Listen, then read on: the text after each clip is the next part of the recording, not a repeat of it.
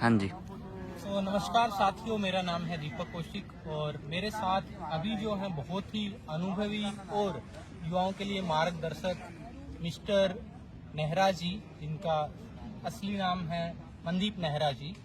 ये स्काउटिंग के एक्सपर्ट रहे हैं। बहुत लगभग 15 से 20 हजार बच्चों का मैं कहूँ तो अपने डिस्ट्रिक्ट लेवल पे मार्गदर्शक कर चुके हैं और साथ ही साथ पूरे हरियाणा लेवल और जो आसपास के हमारे पड़ोसी देश हैं जैसे श्रीलंका, इंडोनेशिया, भूटान, मालदीव और नेपाल तक कैंपिंग कर चुके हैं। चलिए आज इनसे कुछ जानना चाहेंगे।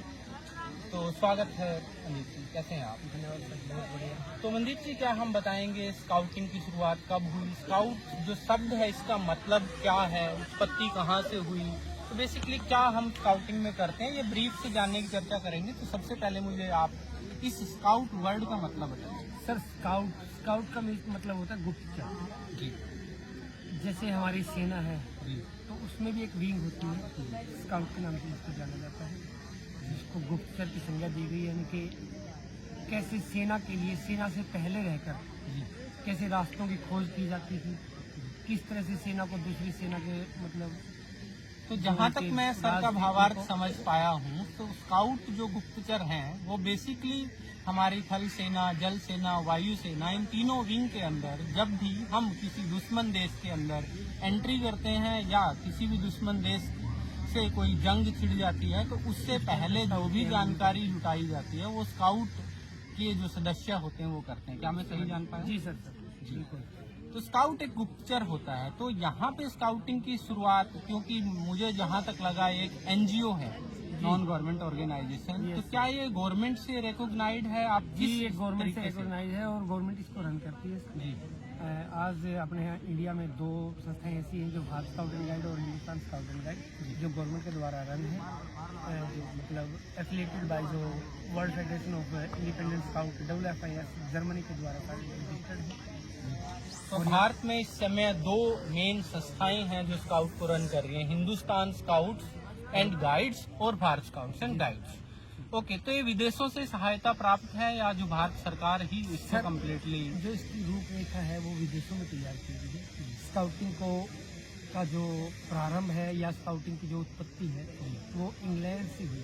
जी, तो इंग्लैंड के एक सर थे लॉर्ड बेडन पॉवेल, जो इंग्लैंड आर्मी के आर्मी के ऑफिसर थे, कर्नल। और वो इंडिया में भी अपने टाइम पे, जब इंडिया अंग्रेजों के अधीन था तो उस टाइम वो इंडिया में भी ड्यूटी किया उन्होंने, और अलग अलग देशों में उनकी ड्यूटी ऐसी ही लगती थी। तो जब उनका एक बार साउथ अफ्रीका में उनका युद्ध चल रहा था जी जो हमारी बोअर जाति थी उनके साथ, जी वहाँ पर वो लगातार बोअर जाति से हार रहे थे, क्योंकि जो बोअर जाति है वो जंगली जाति थी और उनको जंगल के रास्ते और जंगल जो युद्ध था उसमें, उस कला में वो निपुण थे।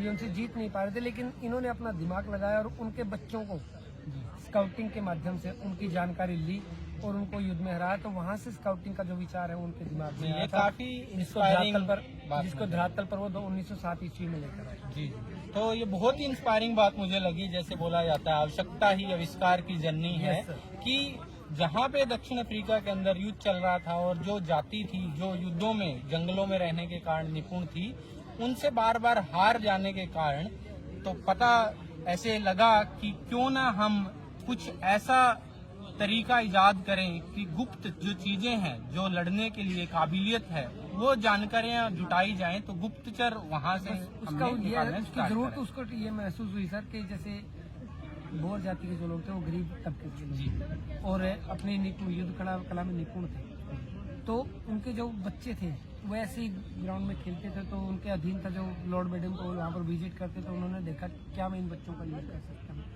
तो उन्होंने उन बच्चों के साथ उनको कभी चॉकलेट्स, कभी टॉफी, कभी कुछ खाने के लिए दिया और उनको अपनी तरफ मतलब प्रलोभन दिया।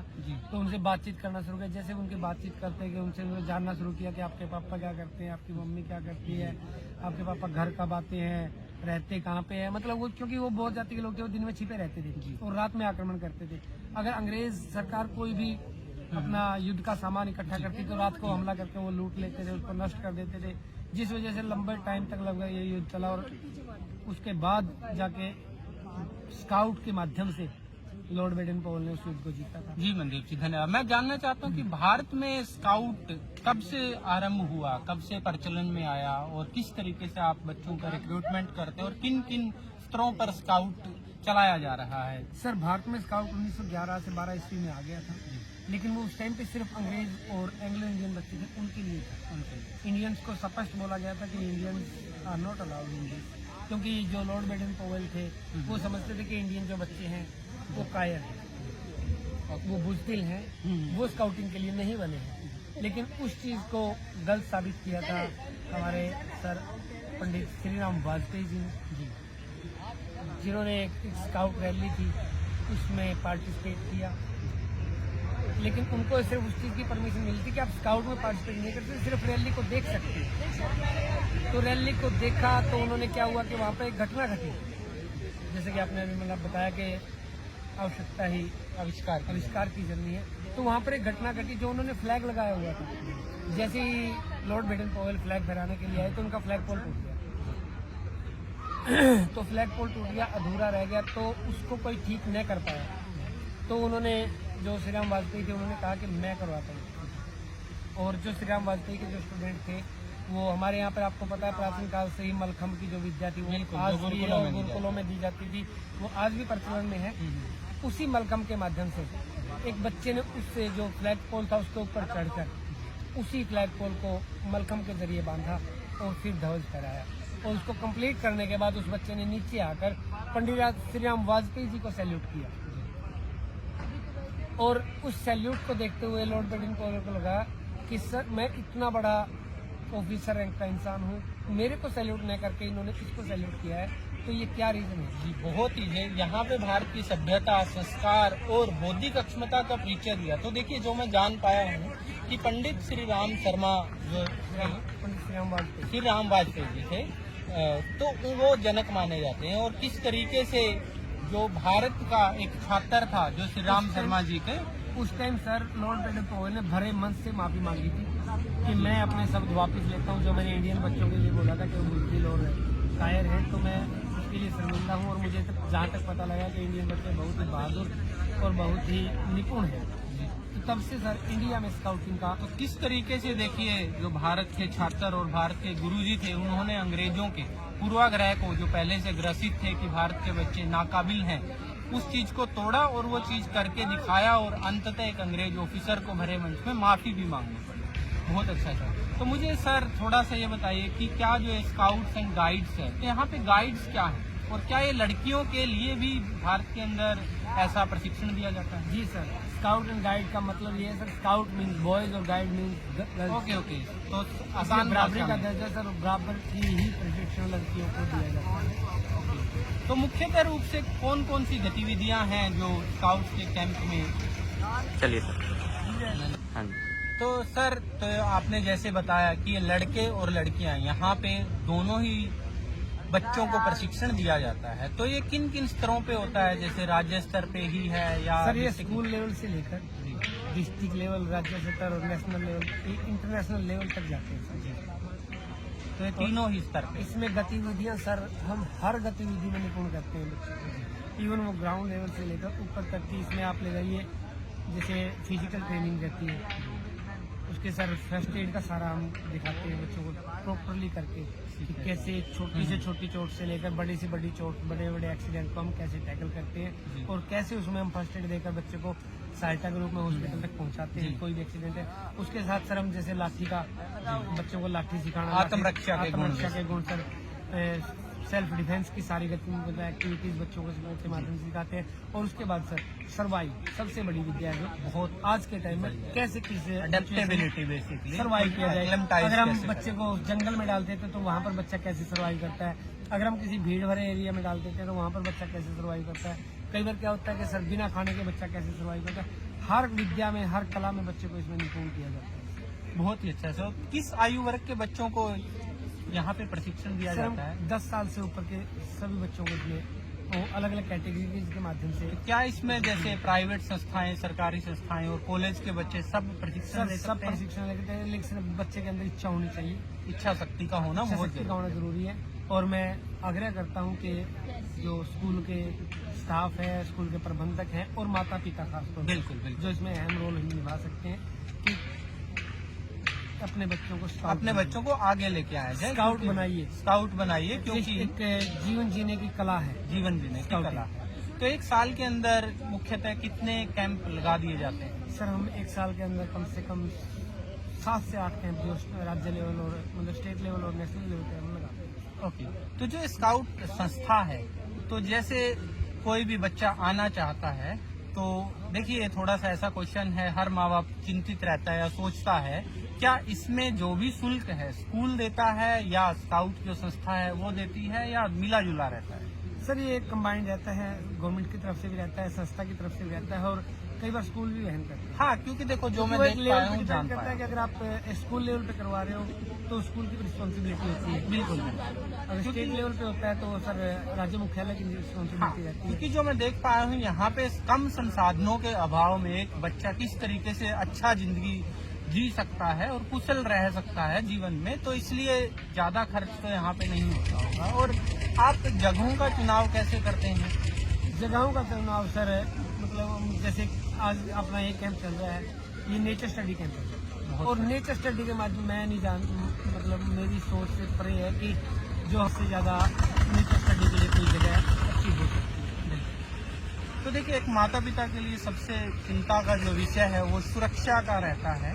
क्या ये सारे के सारे कैंप बिल्कुल पूरी तरीके से सुरक्षित हैं? जो भी यहाँ पे ट्रेनर हैं सर वो बच्चों की ऐसी देखभाल कर पाते हैं? इसकी जानकारी मैं खुद न देते हुए मैं आपके मुख से सुनना चाहता हूँ कि आप लगातार पिछले 4 दिन से हमारे साथ हैं। नहीं देखिए, मैं तो आपके साथ बच्चे भी आए हैं, बहुत सुरक्षित महसूस कर रहा क्या हूँ। आपको ऐसा लगा कि मेरे बच्चे यहाँ पर अनहाइजेनिक लगा लो या मतलब उनको कोई खतरा हो सकता है या किसी बीमारी का या किसी चीज का या कोई ट्रेनिंग कुछ गलत लगता हो जहाँ जिसमें बच्चा क्षतिग्रस्त हो सकता है, क्या आपको ऐसा कुछ माहौल? नहीं देखिए, मेरी नज़र से तो अब तक बहुत ही सुरक्षा मैं खुद महसूस कर रहा हूँ। खाने में किसी भी तरीके का कॉम्प्रोमाइज नहीं करा गया है और दूसरा जितने भी ट्रेनर्स हैं वो बहुत तय दिल से सुबह 4 बजे से लेकर रात 11 बजे तक का जो उनकी कार्यशैली है, मुझे एक मोमेंट के लिए भी ऐसा नहीं लगता कि उन्होंने किसी भी तरीके का कॉम्प्रोमाइज करा है। ठीक है, तो देखिए मैं तो एक दर्शकों के रवैये से पूछ रहा हूँ कि कई बार वो अपने छोटे बच्चे और मुख्य रूप से गर्ल्स को लेकर ऐसे ज्यादा चिंतित रहते हैं कि क्या हमें भेजना चाहिए, क्या ये वर्थ है वहाँ पे जाना और सीखना। जब तक बच्चे घर पे हैं वो माता पिता की देखरेख में, उसके बावजूद जब बच्चे स्कूल में होते हैं तो वो स्कूल स्टाफ की देखरेख में होते हैं, स्कूल प्रबंधक की देखरेख में होते हैं। लेकिन जब बच्चे कैंप में आ जाते हैं तो सर वो सभी बच्चे हमारे अपने बहुत ही, और हम अपने बच्चों से ज्यादा उनके लिए केयर करते हैं, उनके लिए सोचते हैं। जी, तो यहाँ पे देखो जो मैं समझ पाया हूँ, यहाँ पे तरह तरह के कौशल, वो जो बौद्धिक विकास को, मानसिक विकास को, शारीरिक विकास को, किसी भी क्षेत्र में जाके वहाँ की हिस्ट्री, पॉलिटी, ज्योग्राफी, कौन कौन सी वनस्पतियाँ, कौन कौन से दर्शनीय स्थल वहाँ पे हैं, तो बच्चों को सब चीजें देखने को मिलता है। और मुझे ऐसा लगता है कि पेरेंट्स को सिर्फ और सिर्फ एकेडमिक्स पे ध्यान ना दे करके इस तरीके के कैंपों का भ्रमण के लिए प्रेरित भी करना चाहिए और एक पैम्पर्ड नहीं रहना चाहिए। क्योंकि मेरी नजर में कि गमले का पौधा और जंगल के पौधे में दिन रात का फर्क होता है कि माँ बाप भी आज के समय में सिर्फ एक गमले का पौधा ना बनाते रखें। बच्चे को खुलने दीजिए सर, बच्चे को अपने पंखों पर उड़ने दीजिए। बिल्कुल, सर्वांगीण विकास के लिए सूरज की तरह चमकने के लिए सूरज की तरह जलना पड़ता है, तपना भी पड़ेगा। तो जिस तरीके से यहाँ पे बच्चों को प्रेरित किया जाता है, सिखाया जाता है, तो ये काफी अच्छा है। तो आप दर्शकों से और माँ बाप से क्या बताना चाहेंगे कि स्काउट के विषय में?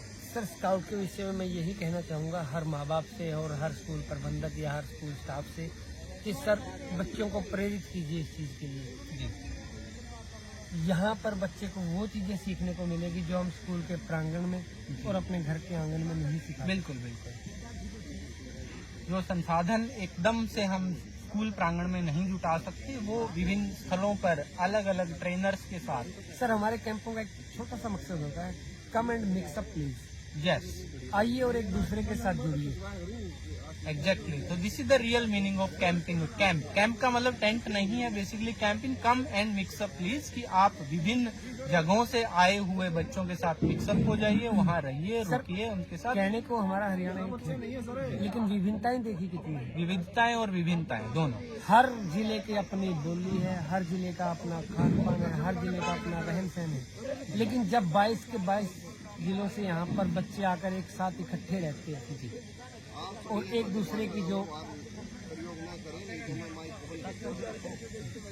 की जो खूबियाँ और कमियां हैं उनको एंजॉय करते हैं और एक दूसरे को सुधारने का मौका मिलता है कि एक बच्चे को देखकर कोई अच्छा बच्चा उसको देखकर जो मतलब लूज फील करता है वो बच्चा भी प्रेरित होता है कि क्यों ना मैं भी इसकी तरह करूँ जी। और अपने आप को तो उभार कर सामने लेकर बहुत ही बढ़िया जानकारी आपने हमें से साझा करी और हमें इतना समय दिया और इवन कैंप में 4 से 5 दिन आने के लिए मौका दिया और साथ ही साथ इतने अच्छे तरीके से विधिवत रूप से जो कैंप आप चला रहे हैं, जिसमें सुरक्षा से लेके खाना से लेके हमारे लिए भी इतना प्रबंध किया। बहुत बहुत धन्यवाद अपना समय सर देने के लिए। मंदिर धन्यवाद सर।